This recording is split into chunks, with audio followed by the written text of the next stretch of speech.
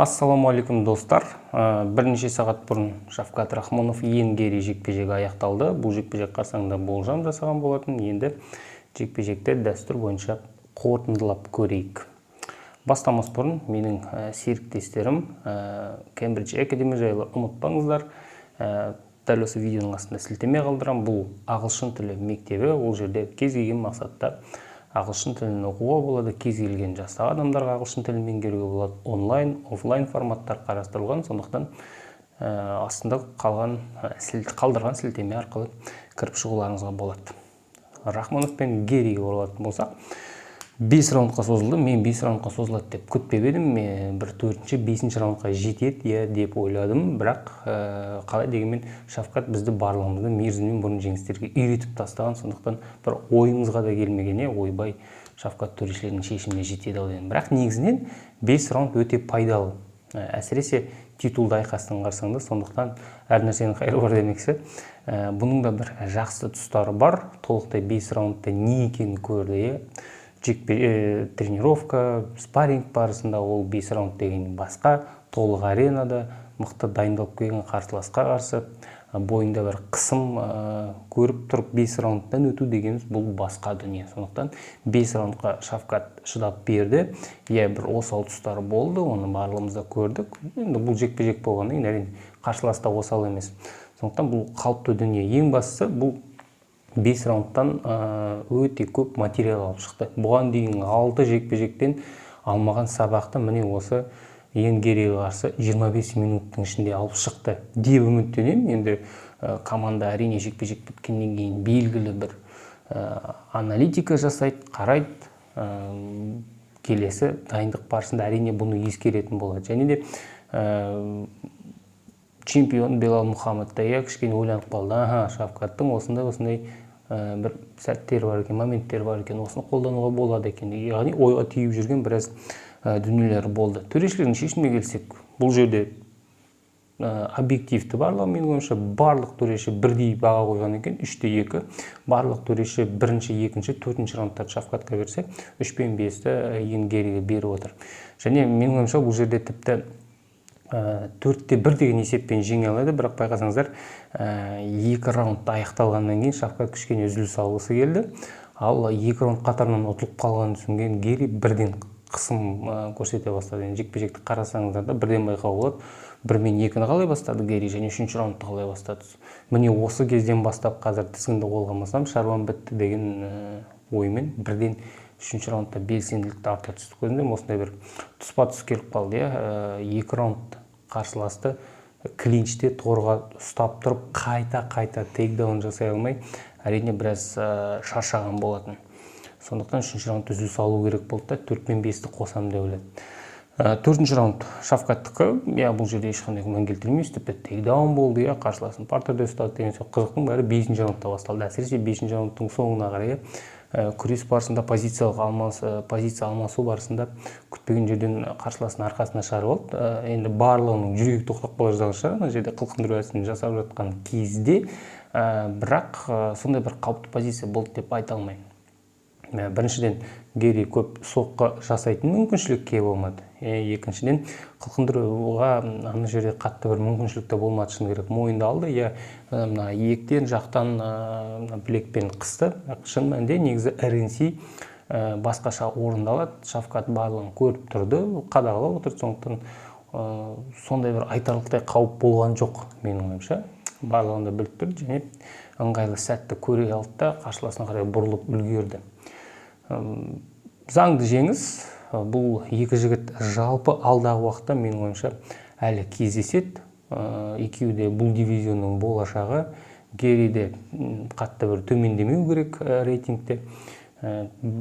Егер біреуі алдағы уақытта мысалы Шавкат чемпион болып жатса, екінші, үшінші қорғау барысында кездесіп қалуы әбден мүмкін. Әлде титулды айқаста кездесе ме, бірақ бұлардың октагонда кездесуі алғаш емес деп ойлаймын жалпы осы жекпе-жек жайлы айтатын болсақ.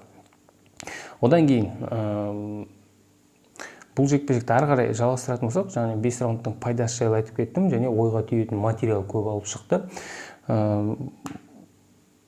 Одан кейін атауға болатын, менің ойымша, бір минус ретінде бұл бұрыштың жұмысын атауға болатын шығар. Иә, жалма-жан бірнеше адам әртүрлі дүние айтып жатты, андай бір нақты бір командалық жұмыс болмаған сияқты, иә, және абыр-сабыр быт-шыт ығы-жығы болып жатыр. Салқынқандылық жетпеді. Бұл бұрышта менің ойымша, қарама-қарсы бұрышқа қарасаңыздар тып-тыныш, ұтылып жатса да барлығын жоспар бойынша орындауға тырысып отырды. Одан кейін тағы да не бар ойға түйетін, бұл күрес.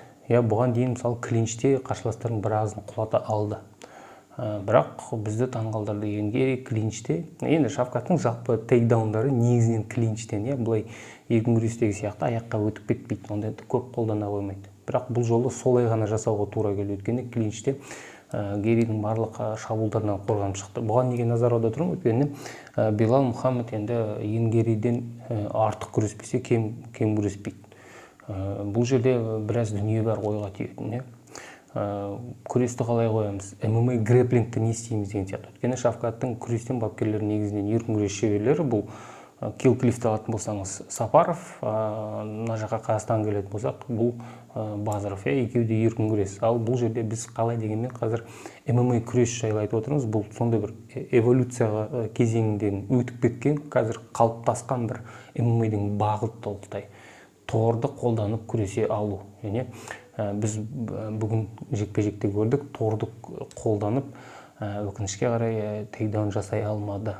Бұл ойға түйетін дүние, және бұл бағытта жұмыс жасау керек. Әсіресе келесі қарсыласы бұл бағытты соңғы кездері жақсы меңгеріп келе жатқан адамдардың бірі. Оған қоса Хабибтің командасында бұл да бір өте үлкен аргумент, өйткені жалпы ММА күрестің, ММА грэплингтің осындай бір қадамға, осындай бір кезеңге шығуына әсер еткен бірден бір команда адамдардың бірі дәл осы Хабибтің командасы, Хабибтің әкесі болған.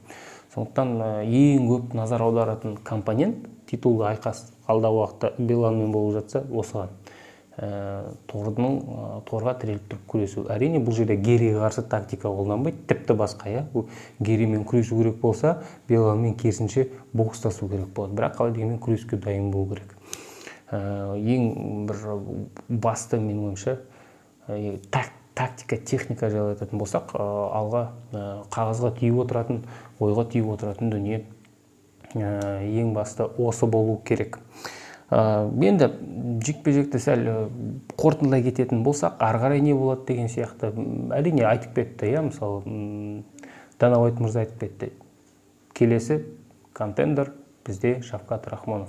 Жарайды, бірінші нөмірге апарып бір рейтингке қояйық. Бірақ Белал қазір міне жаттығуға кірісіп кетті. Мысалы, ол ақпан айында, Рамадан айында дейін шығам деп дайын болып шығуы мүмкін. Не болмаса, мысалы, мамыр айында дайын болып шығуы мүмкін. Ал ол уақытқа Шавкаттың дайындығы болады ма, үлгереді ме деген сияқты сұрақтар туындайды. Яғни уақытта графиктері сәйкес келмей қалуы мүмкін. Кішкене осылай Белал біздің жоспарымызды бұзып жүруі мүмкін. Неге? Өйткені Белал егер қазір Шавкатты өтетін болса, ол шамамен маусым-шілде айларына кетіп қояды. Ол бір жылға дейін үзіліс жекпе-жектердің арасында Белал Мұхаммедті. Сондықтан бұл спортшыны енді Австралияда көруіміз екіталай. Ол жақтағы екі жекпе-жек титулды анонс жасалынды. Бірақ Рамадан аяқталғаннан кейін, мысалы, араға бір ай салып, сәуір-мамыр айында дайын болса, Шавкат ол уақытқа дейін үлгермей қалуы мүмкін.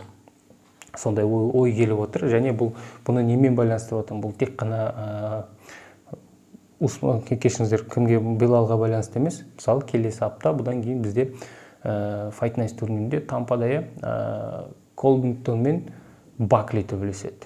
Бакли ұтып кетсе, Колвингтонда беруі мүмкін. Колвингтон ұтып кетсе, онда титулға шығару мүмкін екеуінің бірін. Өйткені Колвингтон қалай дегенмен танымалдылығы бар, түсінікті Белал үшін оңай бір жекпе-жек екен. Бірақ егер титулды қорғау керек болып жатса, негізгі үміткер Шавкат үлгермей жатса, Колвингтон кіріп кетуі мүмкін. Не қазір Бакли бар. 5 жекпе-жек, осы 77-ге ауысқаннан бері 5 жекпе-жек өтіп келе жатыр. Соңғы жекпе-жегін 2 ай бұрын өткізген, Томпсонды нокаутқа жіберген. Қазір танымал медиа жағынан кішкене енді аты бар.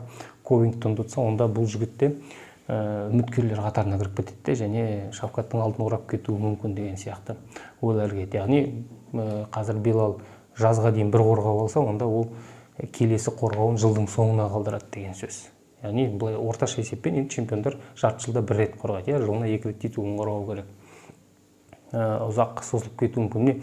Осындай бір сәйкессіздік болып қалуы мүмкін екі спортшының графигінде. Сондықтан толықтай қазір міне Шавкатқа титулды айқас береді деп айтуға болмайды, сенімді бола алмаймыз. Бірінші номер міндетті түрде келесі контендер деген сөз емес. Сосын Усман бар, Джек Делла Мадалена бар, олардың екеуінің біреуі де алдағы уақытта кіріп кетуі әбден ықтимал. Міне қысқа да нұсқа осы жекпе-жекке қатысты менің ойым. Кішігірім қорытынды. Сіздер өз ойларыңызды жаза отырыңыздар, қандай әсер алдыңыздар бұл жекпе-жектен. Одан кейін менің арнама тіркеле отырыңыздар. Мен айтуға ұмытып кетемін, негізі YouTube жүргізетін адамдардың барлығы айтады, видео аяқтағаннан кейін міндетті түрде лайк сұра, подписка сұра, комментарий сұра дейді. Сондықтан мен сол ережеге бағынып сіздерден сұрап отырмын. Егер көңілден шығып жатса, менің бұл жерде жасап жүрген дүнием, онда менің арнама қош келдіңіздер, тіркеліп қойыңыздар, лайк басуды ұмытпаңыздар, пікір жазуды ұмытпаңыздар, егер жазатын бір пікірлеріңіз болса. Одан бөлек менің телеграм арнама, менің жеке инстаграм парақшаларыма да жазылып кетуіңізге болады. Бұның барлығы дәл осы видеоның астында сілтеме ретінде қалдырылады. Қош келдіңіздер, сондықтан менің арнама, менің комментарийіме қош келдіңіздер. Бұл жекпе-жек жайлы өз ойларыңызды жаза отырыңыздар.